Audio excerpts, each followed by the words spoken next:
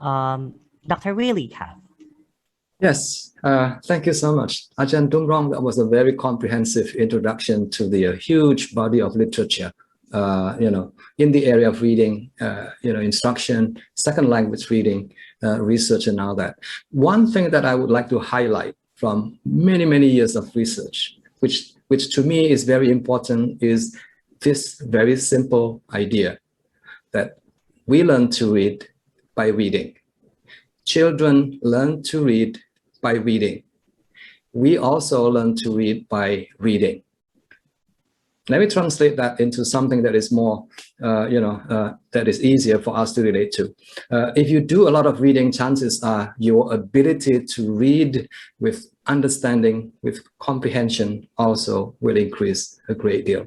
In other words, I'm referring to this very important concept of fluency in reading.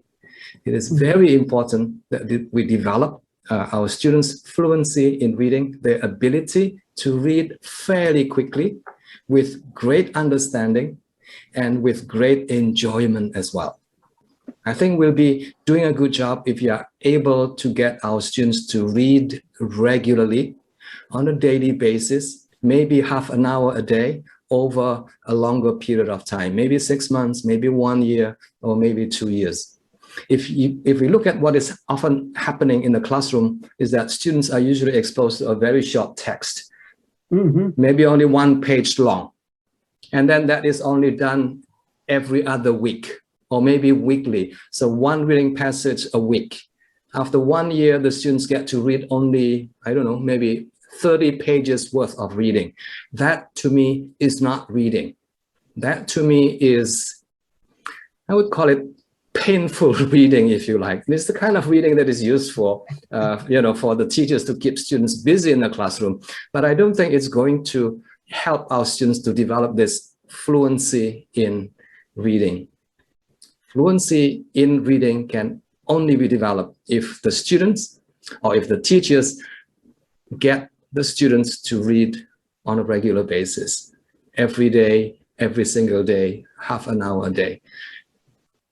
I think we all know that fluency is not given a lot of attention in our teaching, in high school, in primary school, but very often teachers are busy giving students work, giving students tasks and activities to do. Now, these are interesting tasks and activities, but these tasks and activities actually do not contribute very much to the reading fluency, to the reading proficiency of our students. These activities can be very interesting. The students may be having fun, and the teachers may also be having a lot of fun and are able to fill in the classroom time. But in terms of real improvement in reading in our students, I don't think we can expect very much. What I've learned again from years and years of thinking about reading is that we need to provide a lot of opportunities for our students to experience the reading itself. The more reading, the better. Richard, I'm sure you would agree with me 100% because I learned all this from Richard. Best time now to transition to the teacher, Professor Richard, right? Let's hear it from you. Okay, well, actually, the previous two speakers took away everything I was going to say. So now I'm sort of going to improvise off the top of my head. So one of the things that I have focused on when I am teaching my graduate students about teaching reading is that, as Willy said, we learn to read only one way, by reading. And of course, the research, both in first and foreign language, clearly shows that the more students read, the better readers they become. And it doesn't matter if it's your first, your second, your third, your fourth, we have to read. Now, this brings me to something that I work with on my students, and that is what I call the foreign language reading teacher metaphor. A foreign language reading teacher metaphor. And I ask them to say, what do they think, how do they complete this sentence? A foreign language reading teacher is a, now you complete it with a noun. Everybody think for a minute. What is your metaphor for a foreign language reading teacher? Now, there's no right or wrong to this. This is how you view the Ajahns' role in teaching reading. Okay? Now, I'm going to share with you one, I actually have two metaphors, and I guess I'll share them both. The first one is that a foreign language reading teacher is a cheerleader. Yes, you can do it. Read, read, read. You did it. You read a book. Yes. Read another one. Okay.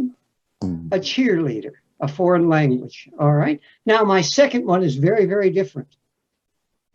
A foreign language reading teacher is a drug dealer. A drug dealer. Why? Because the teacher's job is to get her students hooked on books, addicted to reading. And the research is really clear about this, that if the teacher is a role model and engages in reading, the students will pick it up, will get addicted to. Now, I want to share with you one more thing before I yield the floor. I don't want to talk too long. Is a number of years ago, I was teaching reading at Ubon Ratchathani University. Now, those of you who are Thai know exactly where that is. It's in a very poor area of Thailand. And I was teaching first-year students reading. And it turns out that they really didn't read in Thai. They really didn't read in Thai. So I had them engaged in reading very easy, interesting books that they selected, a type of extensive reading. And they would read very easy, interesting books that they chose. And if they didn't like it, they'd put it down and get another book and read it. And guess what happened? They really enjoyed reading in English. Now, here's what I'm going to share with you. Why I'm telling you this story is that something else happened to a number of my Thai students. They started to read for pleasure in Thai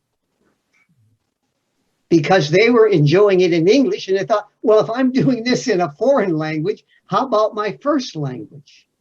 So I have researched this, and I've come up with this hypothesis. It's called the foreign language reading reverse transfer hypothesis. Generally, we think of transfer in reading from the L1 to the FL, to the second or foreign language. But in my hypothesis here, it's the reverse. It goes from the foreign to the first. A foreign language reading reverse transfer hypothesis. And this is something that I've been researching, and it's quite exciting. Okay.